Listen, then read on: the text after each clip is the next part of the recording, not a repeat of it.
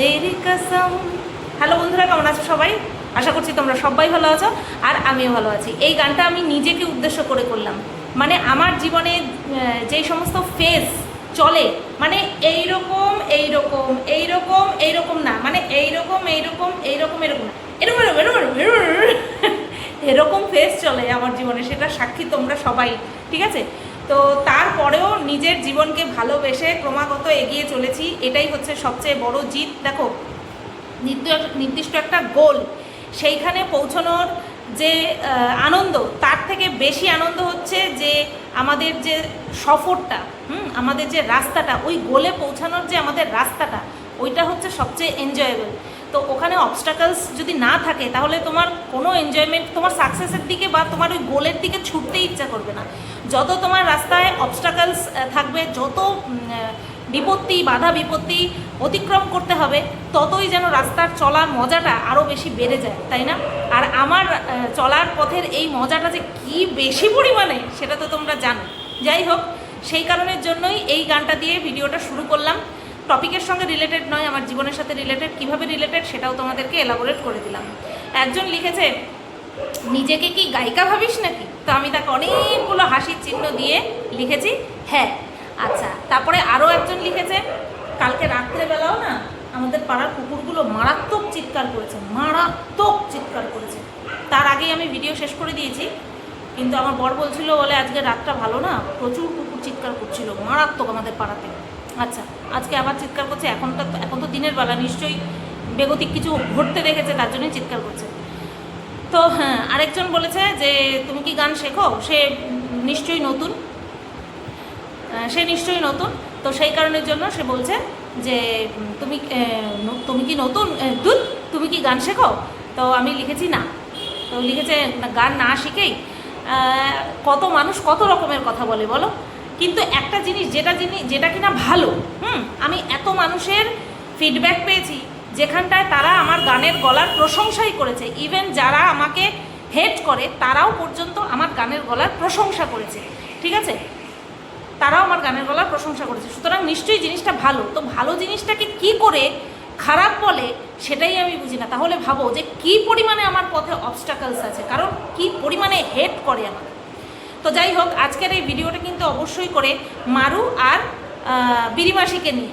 তো প্রথমে বলবো মারুর বিষয়টা, যদি বলতে বলতে দেখি টাইম লিমিটেশন বলার মতন আছে, আরও একটা টপিক বলার মতন আছে, তাহলে বলবো। তো চলো মারুর ভিডিওটা প্রথমে শুরু করি।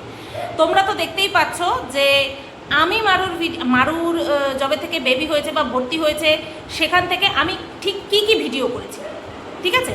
আমি ঠিক কী ভিডিও করেছি মারুকে নিয়ে, সেটা তো তোমরা দেখতেই পেয়েছো। আমি কি সেখানে কোনো জায়গা থেকে এরকম কোনো কথা, আমার কথার মধ্যে থেকে তোমরা বুঝতে পেরেছো বা আভাস পেয়েছো যে মারুর বাচ্চা হওয়া নিয়ে, ডেলিভারি হওয়া নিয়ে আমি হিংসা করেছি? তোমরা ভাবো ঠিক কতখানি মানুষ আমাকে নিয়ে পাগল হয়ে গেছে। আমার তো সংশয় জাগে, ভয় হয়, এরা নগ্ন হয়ে রাস্তায় না লুটোপুটি খায় যে কেন একে সরাতে পারছি না, কেন একে ইউটিউব থেকে হটাতে পারছি না, কেন দমাতে পারছি না। এরকম ভাবনা চিন্তা করতে করতে কোন সময় নগ্ন হয়ে রাস্তায় লুটোপুটি না খায়, আমি শুধু এইটাই ভাবি, জানো তো? যে কিনা প্রেগনেন্ট হয়েছে আজ থেকে 8.5 মাস 9 মাস আগে, যেটা কিনা আমি ডিক্লারেশন দেওয়ার আগেই জানতে পেরে গেছি, সেই বিষয়টা নিয়ে যখন মেয়েটার ডেলিভারি হচ্ছে তখন আমি হিংসা করব? তোমরা কি কোনো রকম কোনো জায়গা থেকে লজিক খুঁজে পেলে? আমার মনে হয় পাগলরাও এই কথাটার মধ্যে কোনো রকম লজিক খুঁজে পাবে না, কোনো রকম লজিক খুঁজে পাবে না যে হ্যাঁ তো সত্যি, তো ও তো হিংসা করতে পারেই না এখনও বর্তমানে। কারণ ওর যদি হিংসা করার হতো তাহলে তো ডে 1 থেকে করতো, তাই না? এই ওর তো বাচ্চা হচ্ছে, এরকম হিংসা করতো।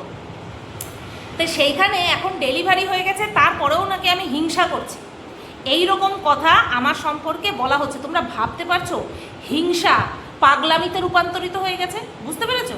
হিংসাটা পাগলামিতে রূপান্তরিত হয়ে গেছে। তো তারপরে কি বলছে, আমি নাকি কেবিন নিয়ে, মারু যে কেবিনে ভর্তি হয়েছে সেটা নিয়ে নাকি খারাপ কথা বলেছি। এই কারণেই বলছি যে আমাকে যারা হেট করছে তারা নগ্ন হয়ে রাস্তায় লুটোপুটি না খায়, তাদের পরিস্থিতি মারাত্মক ভয়ানক। মানে তারা বলতে বলতে এমন চরম সীমায় পৌঁছে গেছে না, সে ধারণার বাইরে। একটা ভিডিও আমি করে রেখেছি, সেটা তোমাদেরকে পৌঁছে দেবো, সম্পূর্ণটা ভয়েস ওভারে যাবে, কিছু জিনিস তোমাদেরকে দেখানোর আছে। তো এই বিষয় হচ্ছে মারুকে নিয়ে আমার কি চিন্তাভাবনা, এটা লোকে প্রকাশ করছে, আর সেই চিন্তাভাবনা প্রকাশ করতে গিয়ে তারা যে পাগল হয়ে গেছে, কয়েকদিন পরে রাস্তায় নগ্ন লুটোপুটি খাবে, তার আভাস কিন্তু আমরা পেয়ে যাচ্ছি, ঠিক আছে। আচ্ছা, এবার মারুর ভিডিও নিয়ে কি বলবো। মারুর ভিডিওতে দেখলাম দুই ভাগে লোক এসছে। এক ভাগে হচ্ছে মারুর শ্বশুরবাড়ির লোকজন এসেছে, কে কে এসেছিল, সেই দিদি এসেছিল, তারপরে হচ্ছে মারুর শাশুড়ি আর শ্বশুরমশাই আর জায়ের ছেলেটা এসেছিল, ঠিক আছে, এই কয়জন এসেছিল। তো বোঝাই যাচ্ছে যে ঠাকুমা মানে মারুর শাশুড়ি তার যে বড় ছেলের ঘরের যে নাতি আছে তাকে একটু বেশি চোখে হারায়, তাকে একটু বেশি ভালোবাসে। নতবা আমরা দেখেছি যে যেই বেবি আছে মানে মারুর জায়ের যে কন্যা সন্তানটি আছে ছোটটি, সে কিন্তু অনেক দিন মারুর কাছে এসে থেকেছিল। তার মানে তার সঙ্গে মনে হয় তার ঠাকুমার বন্ডিং অতটা স্ট্রং নয়। ঠিক যেরকমটা মারুর যখন মানে মসলন্দপুরে যে ভাড়া বাড়িতে ছিল, বাদুরিয়া যে ভাড়া বাড়িতে ছিল, সেখানে মারুর শ্বশুর শাশুড়ি এসে মধ্যরাত্রে বাড়ি ছুটে চলে গেছে। কেন? কারণ তার বড় ছেলের ঘরের নাতি কান্নাকাটি করছে। সুতরাং এই মারুর শাশুড়ির সঙ্গে নাতির বন্ডিং বেশ ভালো, ঠিক আছে। নাতনির বন্ডিং অত ভালো না, নাতির বন্ডিং খুব ভালো। দেখো সেকেলে মানুষ, ইভেন একেলে মানুষদের মধ্যেও এই ধারণাটা রয়েছে যে ছেলে সন্তান মানে বিরাট একটা কিছু। তো সেটারই কিন্তু প্রতিফলন ওই মারুর শাশুড়ির মধ্যে, ঠিক আছে। এখনকার মানুষদের মধ্যেও রয়েছে, আর এটা থাকবে, বুঝতে পারলে। তো এরা কয়জন এসছে, তা মারুর যাও আসেনি, মারুর ভাসুরও আসেনি, জায়েরা প্রথম আসে, তাই না। জায়েদের সঙ্গে তো ভালো সম্পর্ক থাকে, বান্ধবীর মতন থাকে সম্পর্ক, দিদি কাম বান্ধবী সেরকম সম্পর্ক থাকে। কিন্তু এখানটায় আমরা শুরুর থেকেই কিন্তু দেখেছি জায়ের সাথে মারুর সম্পর্ক সেরকম একটা ভালো না। ভাসুরকে তো দেখাই যেত না, প্রথম যা দেখা গেছিলো ব্যাস, তারপরে আর দেখা যায়নি। তাহলে আমি তো এবার একটা কথা বলতেই পারি যে মারুর যখন সাত কাম ওই বৌভাতের অনুষ্ঠান হয়েছিল, সাত কাম বিয়ে কাম বৌভাত 7 মাসের যে হয়েছিল শ্বশুরবাড়ির তরফ থেকে দেওয়া হয়েছিল, সেই অনুষ্ঠানে মারুর যাকে সবার প্রথমে সবার আগে দেখা গেছে, তাই না, ভিডিও করছে, সবার আগে দেখা গেছে। তাহলে সেই জায়ের, ছোট জায়ের বাচ্চা হয়েছে, তাকে দেখতে আসতে পারলো না। মারুর শ্বশুরবাড়ির লোকজন কবে আসলো? 2 দিন পার হওয়ার পরে, তারপরে গিয়ে মারুর শ্বশুরবাড়ির লোকজন এসেছে। এটা কি আমরা কি খুব সচরাচর দেখতে পাই এরকমটা? আমরা কিন্তু এরকমটা দেখতে পাই না, যেখানে কিনা সব কিছু মেনে নিয়েছে, সব কিছু নাকি সুন্দর সুষ্ঠুভাবে সম্পর্ক চলছে, এটা মারুও বলে, মারুর বড় বলে, যেটা কিনা সোশ্যাল মিডিয়াতে এভাবে বলা উচিত। কিন্তু আউটকামটা কি আসছে? নোটিশ আমরা কি করছি? শ্বশুর শাশুড়ি আগে লাফিয়ে আসবে, মা তো সবসময় লেপ্টেই থাকবে মেয়ের সাথে, মা লেপ্টে থাকবে, আর শ্বশুর শাশুড়ি লাফিয়ে আসবে। শ্বশুর যদিও বা না আসতে পারে, শাশুড়ি যা এরা তো লাফিয়ে এসে দাঁড়িয়ে থাকবে, এরকম মধ্যে দিয়ে তাকিয়ে থাকবে কখন ওটির থেকে বেরোবে। এরকমটাই তো হতে দেখেছি আমরা। কিন্তু মারুর শ্বশুরবাড়ির লোকজনকে দেখলাম 2 দিন পর আসতে, তাও যা নিখোঁজ, মানে যা আসেনি, ভাসুর তো আসেইনি, তাই না।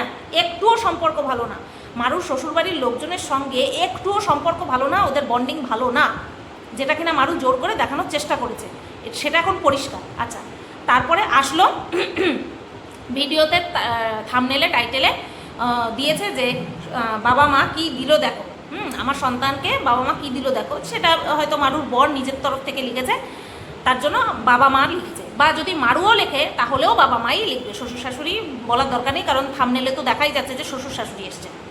আচ্ছা, আমি ভেবেছিলাম এইবার মনে হয় শিখে ছিড়বে।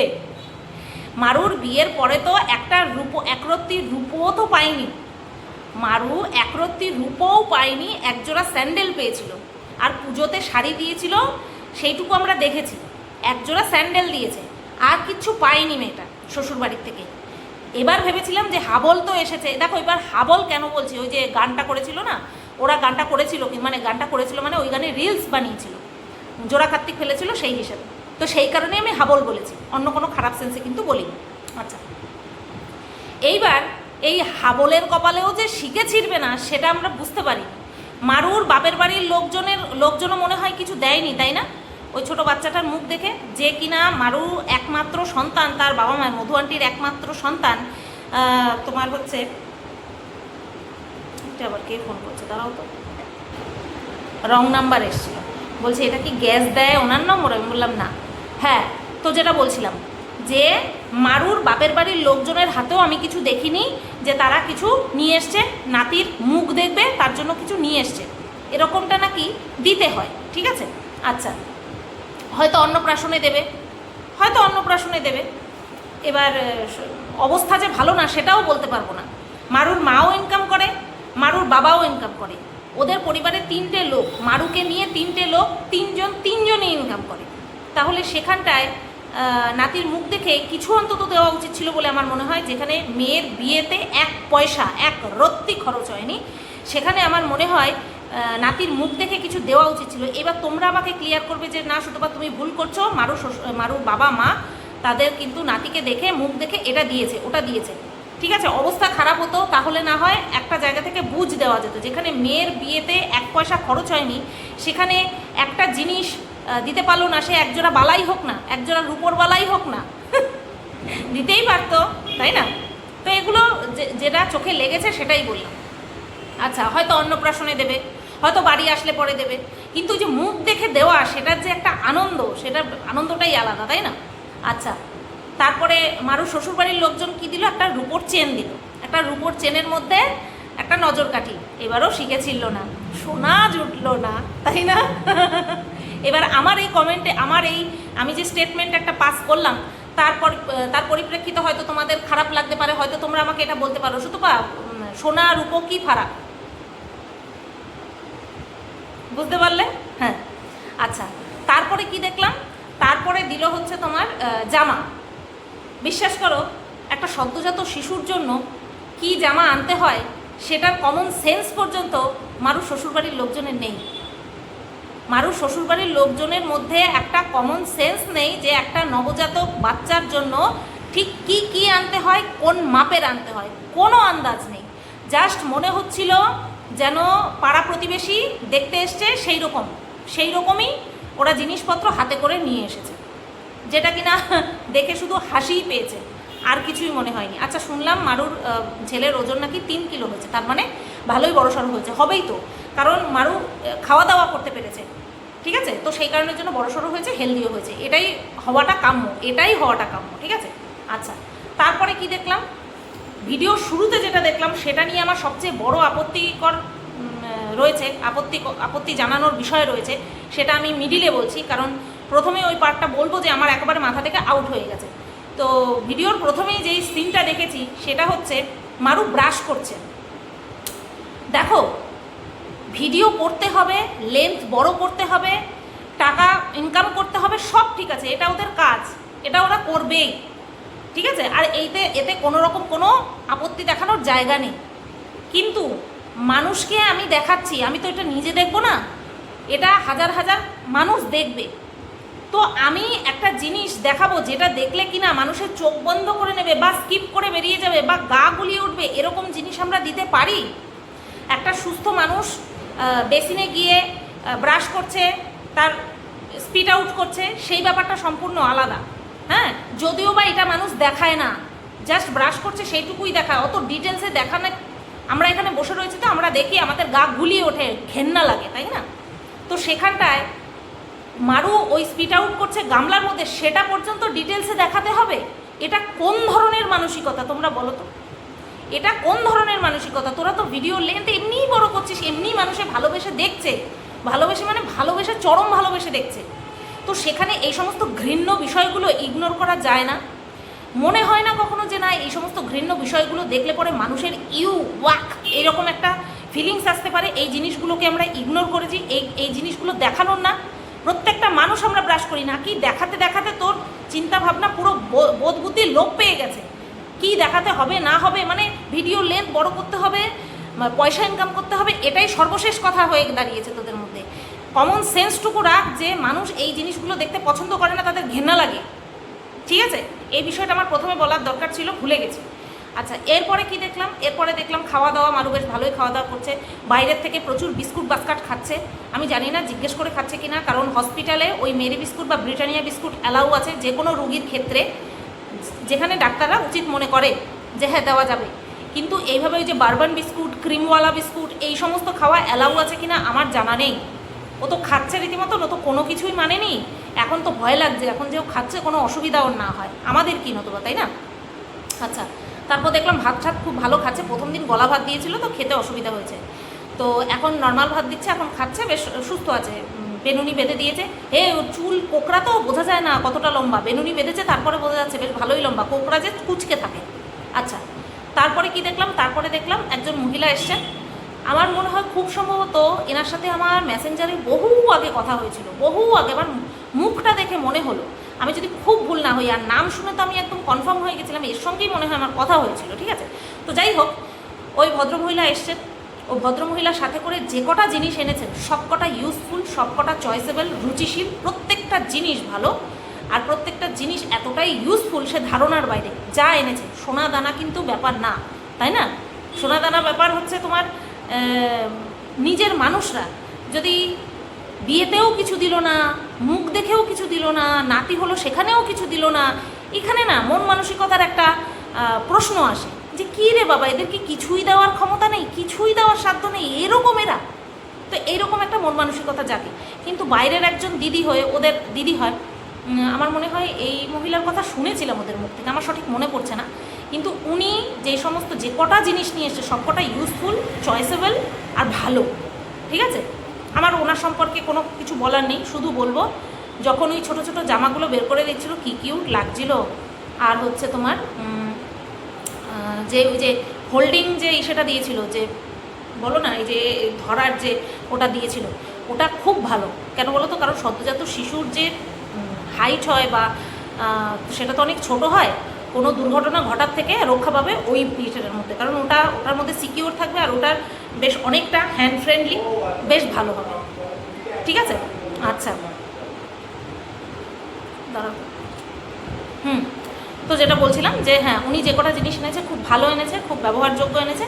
কিন্তু মারুর বর ওই ছোটো ছোটো জামাগুলো যখন বের করছে বলছে, ও একটা সেটের মধ্যে যে কটা ছিল সে কটা ওই নিয়ে এসছো, তাই না? নিজের মোটা মাথাটা না ঢোকালে হয় না, তাই না? ও কি হোলসেল কিনতে গেছিলো, পাইকারি কিনতে গেছিলো যে সেট ধরে আনবে, যেটা যেটা পছন্দ হয়েছে সেটা সেটা নিয়ে এসছে? সত্যি মানে কথা বলে চিন্তা ভাবনাটা সেই আলাদাই লেভেলের। তো যাই হোক, এই গেল মারুর ভিডিওর প্রসঙ্গ, ঠিক আছে? এইবার আসবো, 18 মিনিট হয়ে গেছে। এই ভিডিওতে আমি, দাঁড়াও 1 মিনিট ভেবে নিই। হ্যাঁ, এই ভিডিওতে আমি বিড়িমাসির প্রসঙ্গ আনবো না, বিড়িমাসির প্রসঙ্গ নিয়ে একটা ভিডিও করবো আর তার সঙ্গে কিছু ইম্পর্টেন্ট কথা বলবো, ঠিক আছে? চলো তাহলে এই ভিডিওটা এই পর্যন্তই রাখলাম। কেমন লাগলো অবশ্যই কমেন্ট করে জানিও। আমার মতের সঙ্গে তোমাদের মতের যদি মিল হয় তাহলে সেটাও জানিও, যদি অমিল হয় সেটাও জানিও, ঠিক আছে? চলো, সবাই ভালো থেকো, সুস্থ থেকো।